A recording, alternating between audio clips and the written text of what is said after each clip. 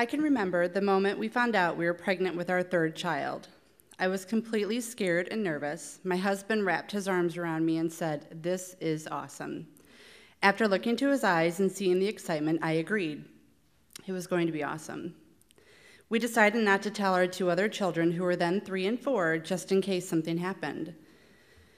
8.5 weeks into my pregnancy, we found out we were having twins. We were completely in love, excited, and grateful. Christmas was just a few weeks away, so we waited to tell Anna and Noah until Christmas Day. We told them that there were 2 babies in Mama's belly. We were so over the moon excited to see these 2 become a big brother and a big sister. They were in the room with us when we found out they were boys. They were in the room with us when we found out they had died. I watched as the ultrasound tech failed to see 2 beating hearts that were thriving just 2 weeks before. These 2 hearts that we already loved so much, the 4 of us, Anna, Noah, Brian, and I, would sit and dream about all the moments, the diapers, the sleeplessness, the crazy, the crying, the joy. And in this one horrifying moment, it was gone. Brian rushed into the room after driving straight from work. I cried into his chest. I cannot do this.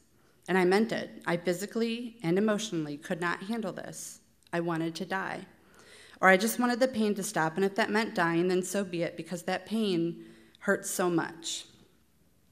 We did it. We were sidelined from life. We were the focus, yet we were removed. Life was quiet after that, and so simple. The little joys were gigantic joys. I truly believed when James and Jake died that I would never recover, that I would be forever sad, forever changed, forever lost. But instead, the joys, the love, the laughter, the life in our everyday is so much greater because of them, because we lost, but yet we didn't.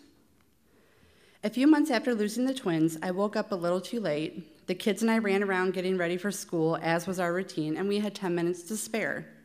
I had a full list of to-dos to do that day, which included my job, a showing at our home, which was on the market, and just the general duties of being a mom and a wife. We dropped Noah off at school, picked up a cup of coffee at McDonald's, and headed home. We pulled into the driveway. I could not spare a second. I had so much to do. Deadlines, house to clean. I opened the garage door with the opener. We jumped out of the car, approached the door to the house, and it was locked. We were locked out of the house.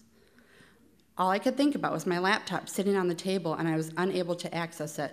So I called my real estate agent. I knew she would be able to open our lockbox and get us in. I called, no answer. I left a voicemail. I emailed her from my phone. In the meantime, poor Anna was starving, as she hadn't had breakfast yet. We drove through the McDonald's drive-thru. We parked and ate and waited for a return phone call. Could this day get any worse? I thought to myself. We drove home, parked in the garage. I sent out a few emails, cleaned out the car while Anna rode her bike and drew on the driveway with sidewalk chalk. Suddenly, she comes running towards me with her hand behind her back. She screamed at me, concerned. "I have to poop, I have to poop, I have to poop, it's coming out."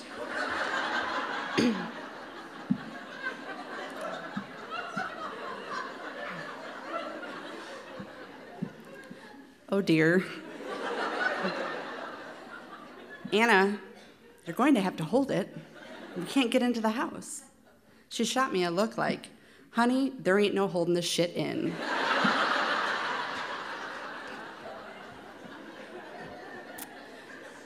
I read her look, I got the message, and told her to get into her car seat. "Sitting down will help you."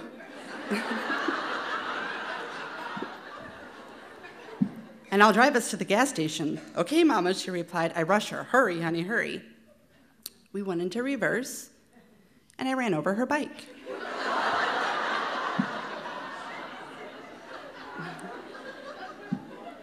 Are you freaking kidding me? The only thing worse than running over your child's bike is running over your child's bike when they are with you.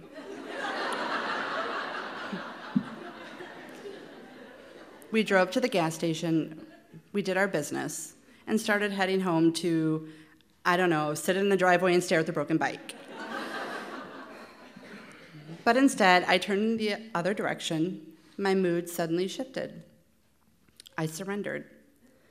I quickly realized that sitting in my garage wasn't going to make my agent call back any sooner. Instead, I embraced the bad moments of the morning and set out to make our morning better. We drove to the dunes and went for a long walk. We sat at every bench on the trail, but only for a few moments on each as we had lots to see. We talked. I smelled spring. I listened to those birds singing their amazing songs. I felt the softness of my daughter's hand inside of mine. No computers, no cell phones, just she and I, and James and Jake. I felt them. I was filled with emotion, sadness and love, mixed with anger and delight. But I felt the peace of my life during those moments. Walking hand in hand with my daughter, I missed my son so much, her touch providing the strength I needed.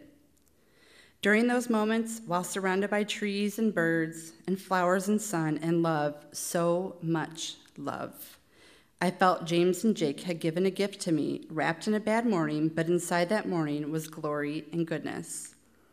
Since losing our twins, we have been blessed with 2 additional children, a boy, Eli, and a girl, Clara. Not a day has passed where we haven't missed our sweet angel boys.